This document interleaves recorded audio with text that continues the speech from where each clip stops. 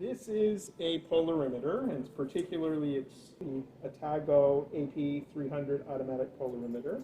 For this instrument, the light source is what's called the sodium D line, which has a wavelength of 589 nanometers. Normally you would prepare 4 compounds. You make up the solutions using an accurate mass and use volumetric flasks. Then the solution gets transferred into a cell. What we would normally do with this is you let the instrument warm up for about half an hour. Initially go through the zeroing of the instrument, and then once that's done, then all you would do is you would open this up. As you will see, there are 2 rods inside. You take the cell, and the cell happens to have a bulb. It doesn't particularly matter where the cell goes within the instrument. What I usually suggest is when you're making measurements, just keep the bulb on the same side, the right or left. So I filled this with a solution that I made from this particular compound, which is one of the normally the reagents for this experiment. So this is L plus tartaric acid. And I transferred it into the cell, close the door, and then it's just a matter of pressing start. The instrument is set up to take 3 measurements. You're measuring the angle of rotation caused by the solution. We get you to do 2 aliquots of solution of the same solution. So you made it up in the volumetric flask. You rinse that cell with the solution. You fill it up. Then you put it in the polarimeter. You take the set of measurements, dump out that solution, put in another aliquot of the same solution, take 3 more measurements. So for each solution, you'd normally end up with a set of 6 measurements. So when you're provided with the data for this experiment, you'll see that for each solution, you will have 6 measured values of angles of rotation. You can see the screen here on the polarimeter. In the bottom right-hand corner, there's a green arrow flashing. If the green arrow is flashing, means you can open that without causing any problems. If that arrow turns red, which you'll see it do once the measurements begin, then you shouldn't open the door at that point.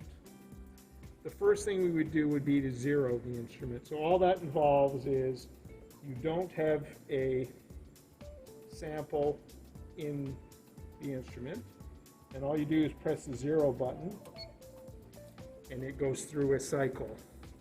Okay, so now when we're going to make a measurement, and as I mentioned, all you do is you take the cell and you sit it on the rod. And again, have the bubble on the same side for your set of measurements. So I happen to have it on the right. And then press the start button.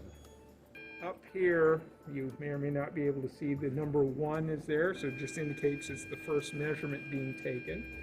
So this is set up to take 3 measurements. And once the 3 measurements are produced, then it shows an average value. So you can either use that or calculate the average yourself, which is, so there's the first value, plus 0.78, which is the alpha value. And then the instrument will go ahead and take the second reading. Okay, so we have the second reading there, so again, we'd go ahead and record that. Okay, so we've got the third reading there now, and then we'll see, very soon we'll see the average value. Okay, so your average value. So again, these measurements were for this compound, the L plus tartaric acid. We're going to try another set of measurements with another compound, actually another isomer. We're going to use D minus tartaric acid. And we'll just see what effect that has on the measured values that we find. So these are just screw caps on the end of this. So it's just a matter of when we want to empty this, we'd unscrew the cap, flush it with deionized water, and then rinse with the next solution that's going to be used, and then go ahead and fill it up. We've got the tube. Let's been rinsed with the ionized water. I'm just going to use a pipette. The solution's just been transferred into a beaker. So, as mentioned previously, normally the solution would be made up in a volumetric flask. So you could either use a pipette to take it out of the flask, or more commonly you transfer it into a beaker and then use a pipette to transfer it from the beaker into the cell. I'm just going to take a small volume of solution and rinse out the cell. Just pour it into a waste container. And then all I'll do now is use the pipette to fill the cell. And actually what we want to do is we want to slightly overfill it. And the reason for that is we want to make sure we have preferably no air bubbles in the column, or certainly as little as possible, because the light has to pass through the cell, or the path length. You may be able to see there's actually liquid on the outside of the cell. So what you do is there's a little glass lens which goes inside the cap. So what you do is you just slide it across, with the idea being you minimize the amount of air that gets trapped in the column. And then you go ahead, put on the cap, and just hand tighten it. Usually we just go ahead and wipe off any excess.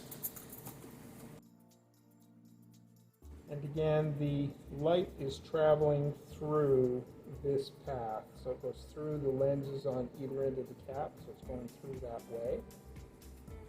So what you can do is, once the solution's in, you'll often see any air bubbles by the lenses. When you go to measure another solution, it's just a matter of going through the same procedures. So now we're going to do a measurement on the solution of the D- tartaric acid, just to see how it compares to the L+, which we measured previously. So again, we're going to use the same procedure. The instrument's already been zeroed, so you only need to do that once during your measuring session. I'm going to put the cell in on the rods again. I happen to have the bubble on the right-hand side.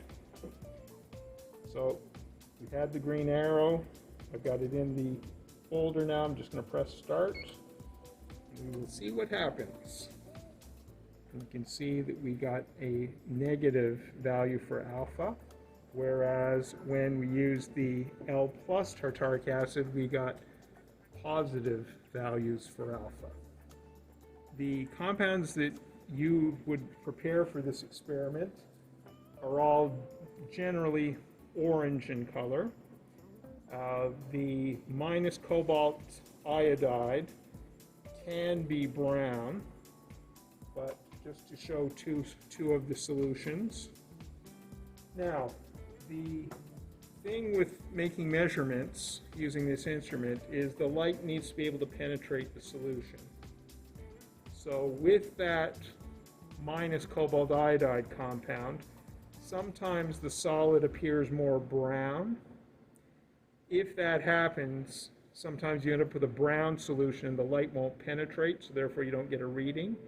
So if that were to happen, then you need to dilute the solution. So in doing so, you would reach a stage of sufficient concentration where the light would pass through the solution, which would allow you to make readings.